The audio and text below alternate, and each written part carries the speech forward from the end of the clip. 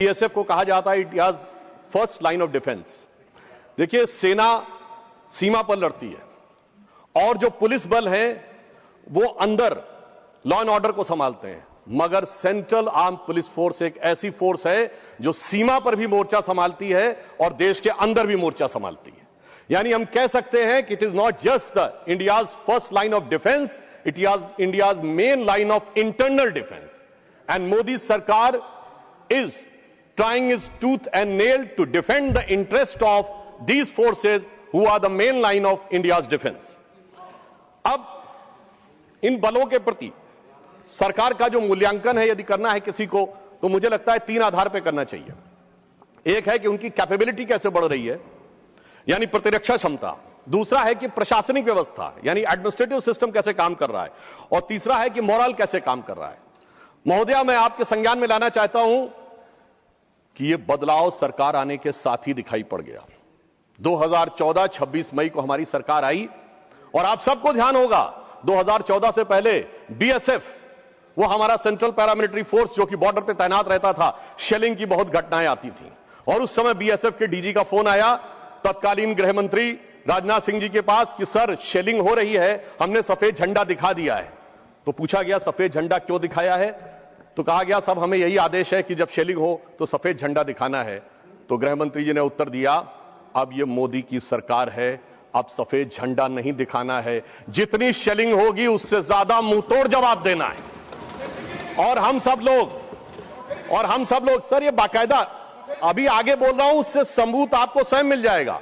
और sir authentication यह है कि 2014 के बाद ऑपरेशन सिंदूर के अलावा पिछले 10 साल में कितनी शेलिंग की घटनाएं हुई नहीं दिखाई पड़ती है, इस बात का प्रमाण है। और दूसरा मैं यह भी कहना चाहता हूं सर, एक कहावत होती है कि जो तो को कांटा बोए ताहे बो तू फूल, मगर हमारी सरकार ने कहा जो देश के विरोध काम करेगा तो जो तो को कांटा बोए ताहि बो तू भाला, वो भी तो समझे जरा कि पड़ा किसी से पाला। और जब से मोदी सरकार से पाला पड़ा है, आपने देखा शेलिंग की घटनाएं रुक गई हैं। अब ये तो थी कि मनोदशा को लेकर मोदी सरकार का मनोरथ क्या था, अब कार्य दशा को लेकर मोदी सरकार का कार्यवृत्त में बताने का प्रयास करता हूं। देखिए, वर्तमान बिल को अगर समझना है तो ये सीएम में जो हमारे सेंट्रल आर्म पुलिस फोर्सेज हैं, ये 3 कैटेगरी में है। एक में है जो बेसिक लेवल पे जवान से एंट्री लेते हैं, एक जो ए ग्रेड के ऑफिसर्स हैं यानी जो मिडिल लेवल मैनेजमेंट प्रशासन में काम करते हैं, और एक है जो हायर लेवल प्रशासन में काम करते हैं यानी आईपीएस ऑफिसर। अगर देखा जाए तो इन सारे गजेटेड ऑफिसर्स के बीच में एडमिनिस्ट्रेटिव ऑपरेशनल रेगुलेशन करने के लिए बिल लाया गया है। और जो हमारे विपक्षी सांसदों ने विषय उठाया है, तो मैं बताना चाहता हूं कि जिनको आप जवान कहते हैं वो कांस्टेबल लेवल से आते हैं, फिर उनको एक प्रमोशन मिलता है हेड कांस्टेबल, उसके बाद वो बनते हैं एएसआई, उसके बाद बनते हैं एसआई और इंस्पेक्टर, यानी 4 प्रमोशन वो लगभग प्राप्त करते हैं। मिडिल लेवल पे जो लोग आते हैं वो असिस्टेंट कमांडेंट लेवल पे आते हैं, वो डिप्टी कमांडेंट बनते हैं, फिर कमांडेंट बनते हैं, कहीं कहीं सीनियर कमांडेंट की पोस्ट भी है, और फिर वो डीआईजी बनते हैं। यानी इतने प्रमोशन तो उन्हें स्वतः मिलते हैं और उसमें से आधे लोग आईजी बनने तक की व्यवस्था पाते हैं। अब मैं यहां बताना चाहता हूं कि इस बिल में इसी स्थापित व्यवस्था को व्यवस्थित रूप से परिभाषित करने का काम किया गया है ताकि किसी भी प्रकार का कंफ्यूजन और उसके कारण होने वाली ओवरलैपिंग न रहे। अब यहां एक और बात भी कहना चाहूंगा, इस बिल में एक सबसे बड़ा प्रावधान यह किया गया है कि डीआईजी लेवल पे अब आईपीएस अधिकारियों के लिए कोई भी आरक्षित व्यवस्था नहीं होगी कि जैसे पहले एक परंपरा मानी जाती थी कि 20% पद आरक्षित रहेंगे। अब डीआईजी लेवल तक असिस्टेंट कमांडेंट स्तर के लोग जा सकेंगे, 50% लोग आईजी लेवल तक जा सकेंगे और 1/3 लोग एडिशनल डीजी लेवल तक जा सकेंगे। तो मुझे लगता है बहुत व्यवस्थित व्यवस्था परिभाषित करके दी गई है ताकि ये सभी बलों में समान भी रहे और किसी भी प्रकार के मुकदमेबाजी की स्थिति भी न रहे। और अभी तक भी 45 से 48% लोग आईजी के पद तक पहुंचते हैं। अब यहां पर मैं यह भी बताना चाहता हूं कि जो यह कहा जा रहा है कि इससे मॉरल पर विपरीत प्रभाव पड़ेगा, तो एक स्टैटिस्टिक्स देना चाहता हूं। 10 लाख से अधिक लोग, 11 लाख के लगभग की पैरामिलिट्री फोर्सेस की पूरी स्ट्रेंथ है, इसमें जो गजेटेड ऑफिसर्स हैं वो केवल 1 से 1.5% है, और उनमें भी जो आईपीएस ऑफिसर्स हैं वो उसका भी 1 से 1.5% है। यानी 0.01 से लेके 0.015% पदों के ऊपर इसका प्रभाव पड़ रहा है। इस आधार पर यह कहना कि 11 लाख फोर्सेस के मॉरल पर इसका प्रभाव पड़ेगा, यह तर्क संगत नहीं लगता है।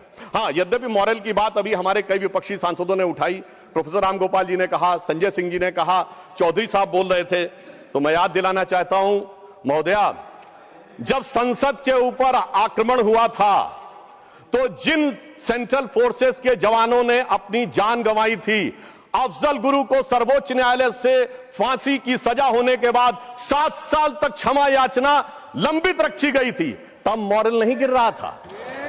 दूसरा, और इतना ही नहीं, उस समय उन लोगों ने आक्रोश में आकर अपने मेडल वापस कर दिए थे, तब मॉरल नहीं गिर रहा था। और मैं कहना चाहता हूं, मगर सोनिया जी की आंखों में तब भी आंसू नहीं आए थे, पर बकौल सलमान खुर्शीद बटाला हाउस इनकाउंटर के आरोपियों के लिए आंखों में आंसू आए थे। यह दर्शाता है कि किस प्रकार के हमारे सुरक्षा बलों के मॉरल के ऊपर किस ढंग की राजनीति की जाती थी। परंतु हमारी सरकार तीनों स्तरों पर, जवान, मिडिल लेवल एडमिनिस्ट्रेटिव ऑफिसर और हाई लेवल एडमिनिस्ट्रेटिव ऑफिसर, तीनों की गुणवत्ता और व्यवस्था को लेकर पूरी तरीके से संवेदनशील है। और मैं कहना चाहता हूं कि जो आईपीएस ऑफिसर्स हैं, अगर आप ये देखें तो सरकार ने व्यवस्था की है कि आईजी के लिए 50% पद सहायक कमांडेंट संवर्ग से भरे जाएंगे और 50% आईपीएस से। एडिशनल डीजी में 67% आईपीएस से और 1/3 पोस्ट जो है वो असिस्टेंट कमांडेंट स्तर से ली जाएंगी। डीजी पद पे जो रहेंगे वो आईपीएस अधिकारी रहेंगे। अगर इस ढंग से हम देखें तो इस बिल में जो व्यवस्था की गई है, जो कांस्टेबल को हेड कांस्टेबल, एएसआई, एसआई और इंस्पेक्टर तक लगभग 4 प्रमोशन मिलेंगे, 5वां भी प्राप्त कर सकते हैं।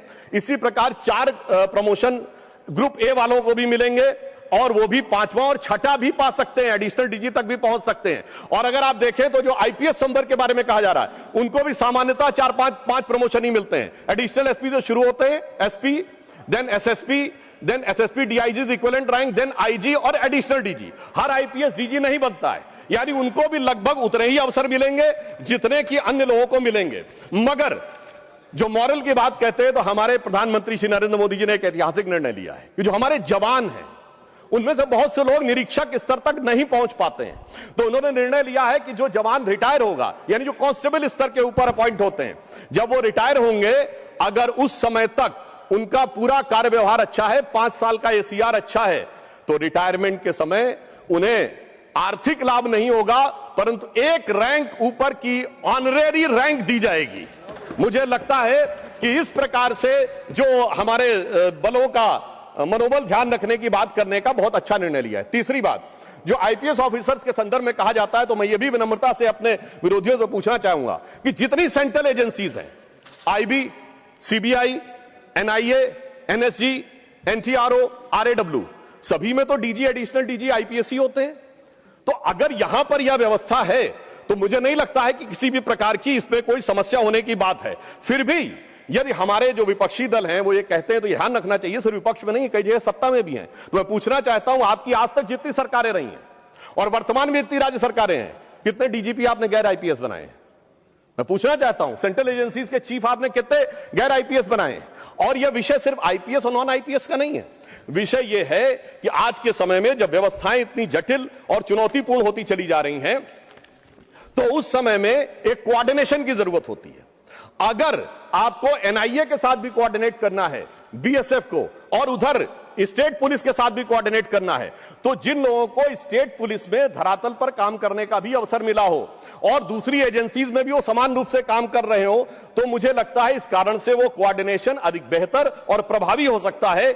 इसलिए ही यह व्यवस्था की गई है। जैसे मैं एग्जांपल के लिए कहना चाहूं कि अगर सीआईएसएफ स्टेट ये एयरपोर्ट को देखती है और उन्हें सूचना मिले किसी स्टेट की इंटेलिजेंस से कि कोई ऐसा अवांछित व्यक्ति आया है जो कहीं पर सीआरपीएफ को चकमा देकर आने में सफल हो गया है और उसके बारे में एनटीआरओ से कोई इनपुट आया है, तो अब आप सोचिए, आज के जमाने में यदि इस कॉम्प्लेक्स सिचुएशन को ट्रैक करना है, तो ऐसा संवर्ग ऊपर के लेवल पे चाहिए जो उन सारी जगहों पे कहीं ना कहीं रह चुका हो और उन जगहों पर कार्य करने का उसको अनुभव हो।